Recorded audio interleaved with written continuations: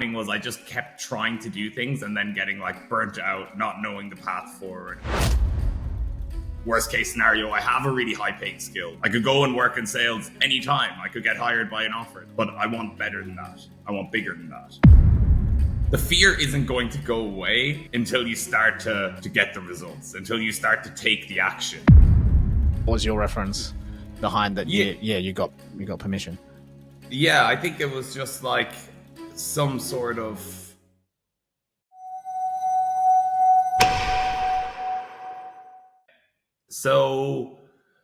before I got started with the collective and kind of started down this journey, I was obviously working in sales, but I kind of naturally moved towards managing sales teams, and I'd been sort of like playing around with the idea of like an agency, but what kept happening was I just kept trying to do things and then getting like burnt out, not knowing the path forward, and then stopping, and really was having like a massively negative effect on my mental health. I was like going to therapy and everything because I was so burnt out, and I just couldn't find a path forward that made sense. And I was with a job that I hated, like really, really, really hated, and I couldn't see a way out of it because it was paying me really, really well, and I just didn't really know what to do. So that's exactly where I was before I joined here. Oh shit! So yeah, that's pretty bad. Yeah. What made you join? I guess what was some of the things I was obviously in like a bit of I think everyone could do therapy anyway. I think it's a really positive thing, but basically it was kind of right time, right place. I was like really looking for something to move on to. I had two choices. One was I was debating like just sort of giving up and accepting and just like trying to work less and being like, oh, just go for balance and just be. And balance is obviously important, but I was kind of like, oh, work is shit. Just like work as little as you can. And then, but I know I'm like a deeply like driven person and I want to succeed. So that was always kind of at fault. Like I was always sort of debating with myself. And then obviously I think you put up a post and I was like, it kind of like outlined all the things that I was thinking, but I didn't know how to do properly without, like I didn't even know really who to go to ask about it. So then it was just kind of like I didn't really know where to go with it. So once I seen it, I was like, okay, I'm definitely interested in hearing about that. Yeah, that's cool. That's really cool, man. And what do you think changed between, you being in it to kind of where you are at this moment in time? Yeah, so I think for me, it was the initial kind of clarity. Like I remember when I first joined, I had like a lot of ideas. Because again, that's just a reflection of how lost I was. Like, I was like, I don't know what I'm trying to do, but I know I'm trying to do something. I know I don't like what's going on now. So I need to do something, but I couldn't figure it out. And I think it was just like being able to bounce ideas like off yourself, off like the round table, being able to talk about things, being able to see other people doing things, and just kind of having like permission. I never had as well, like I have had a network but only through like work. I didn't do any of the like more, like I did some of the bigger mentorships, but ones that aren't as like normal in the high ticket space. So I didn't have a really good network. So being able to then be like, I know all these people through something, and that like we kind of support each other a little bit, even though I don't know them extremely well. You have a bit more security in the space. You have people to bounce off. You have a bit of guidance, people rooting for you. And also I'm just like super competitive. So people to compete against in a way. So that just like drove me. So once you give me a bit of direction and a bit of scaffolding, I'll just fucking go for it. Like, so yeah, that's kind of what happened. I just had all the things that I needed just were there. And then my natural inclination just kind of took over from there. That's so cool. That's so cool, man. And then all of a sudden, all these options narrowed down to this thing that you're doing now, right? Where you just launched it. Kind of just, I just remember you just launched it and all of a sudden you had clients in it. Yeah, I think we had clients before I'd actually made anything, which is always a fun way to Yeah. do it. But yeah, and I can see now already. I mean, I'm 5, 6 weeks into it. I've already pretty much matched my income. Well, like not totally, but close to matched it. And I can see that this already is going to be like a far bigger, more enjoyable, more sustainable vehicle. It's something that's going to start what I can imagine is like entrepreneurship. I can see myself moving on to other ideas and having bigger and better ideas and this growing and developing. And really, I've just like really brought myself out of sales. It's all based around the skill that I had, which I guess is exactly what you talk about. Like sales is the whole foundation of everything I'm doing. But ultimately, I've just elevated myself and kind of graduated out of it. And I really don't see myself going back, but I do see a path forward. So that's a positive. That's so cool, man. Yeah. That's a massive win.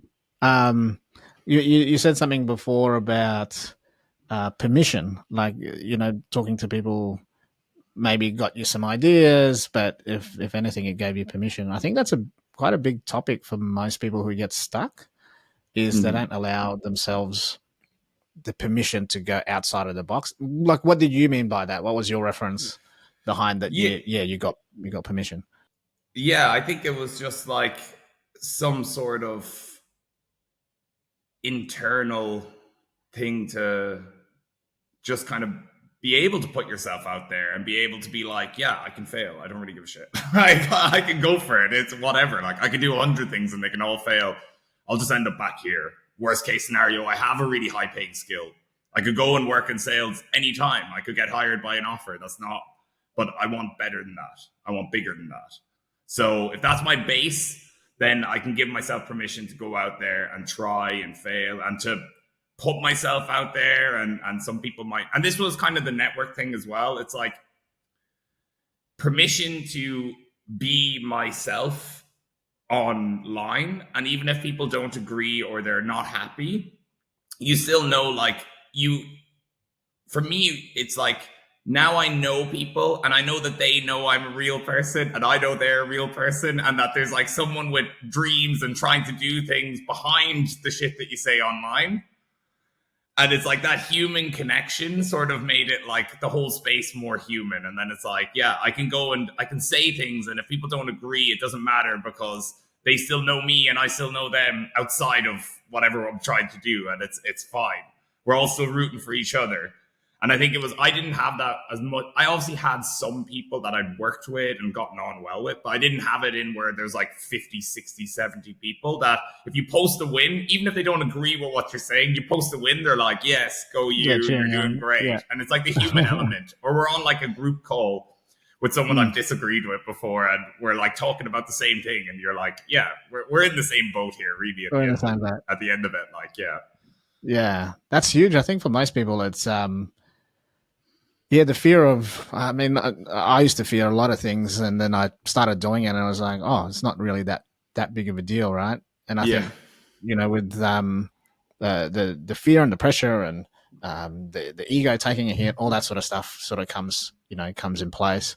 What do you think for most people, and maybe it was a shift in your perspective or something along the lines, but what do you think would be helpful for people to be able to just brush off the fear to get started? Well, yeah, I think, I mean, to use the type of stuff that I always teach people to say on sales calls, but it's true, is like, the fear isn't going to go away until you start to get the results, until you start to take the action, right? You're not going to fully believe in yourself until you have evidence to back it up. Otherwise, you're probably just being a bit delusional, right? So at some point, you're going to have to be brave. You're going to have to go and do the thing. You're going to have to step outside your comfort zone. But, and that's just something that you kind of have to be willing to accept if you want something better. If you want to be a bigger, better version of yourself, you're going to have to be brave at some point. I think the key thing to understand is like, and again, I'm really big into like stoicism and stuff like that. Like you can only control your own thoughts, your own actions. everything else. So just go out there with the right intention, wanting the best thing for yourself and for other people. And some people won't like it and some people will, and there's nothing you can do about that. So I think it's just like, just be brave, take that step, and just surround yourself with the right people, and take whatever comes. We're all going to be fine. Everything's going to be cool. Yeah, exactly. Yeah, exactly. I think that's the key. Sometimes you need to do things to get evidence if it's not already there. Yeah, right. Because that's especially if you have such a high-paying skill as your foundation, like sales. Like if you're in any way decent at sales, like failure is still like, oh, I just go back and work sales and I'll still be fine. Everything's cool. Yeah. So you've no reason not to push on. Like, yeah, totally. Yeah, that's so true though, because you can do that, right? Like you can just go back, and it's not a blight on anything. You know, like you had if I needed to, I'd go back to taking calls. Like, fine. Yeah, exactly. I don't have a problem with it. That's why I still do it wherever I can. And like with where you're at the moment, you've kind of found that specialty or that niche, like even a micro niche within the fitness sales space. How tempting was it to just go sales just in general, like high ticket sales even? Was it tempting, or do you feel like, this is kind of my people, this is my pathway? I think for me, it's like, I wouldn't ever want to put myself in a position where someone's paying me a lot of money and I'm not 120% confident in my ability to solve their problems. So, like, yes, I probably could have gone a bit more general, but then would I have been the top person in that field and the person that's like the go-to and trusted myself to the level I trust myself? Maybe not. Because I would have known there's lots of things I don't know.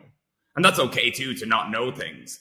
But if you're talking about conviction and your belief in yourself and your belief to stand by your opinions and to stand by what you believe in, if you have utmost confidence in your ability to provide the service that you're trying to provide, it's a lot easier to have an absolute ton of conviction and to do it at a really high level and for your business to accelerate. Do I think if I was providing general things about, and there was elements that I had no idea, and I was competing with people that are way better at those things than me, do I think it would have accelerated as quickly as it has? Probably not. So I think I just laser focus. I'm really, really, really good at this thing. So, and I don't think anyone can compete with me on this thing. It's like a blue ocean in a red ocean kind of thing.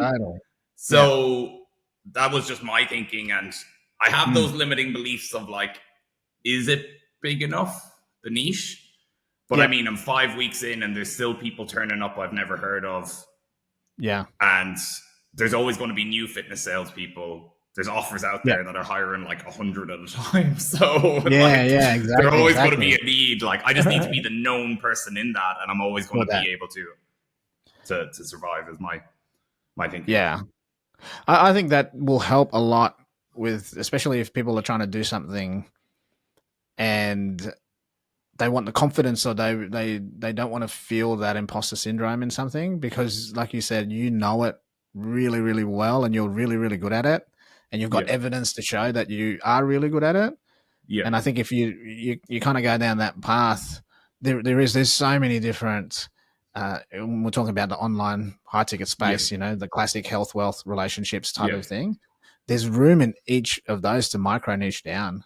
I think even further, right? And I think that's what can get rid of some of the things that hold people back on it.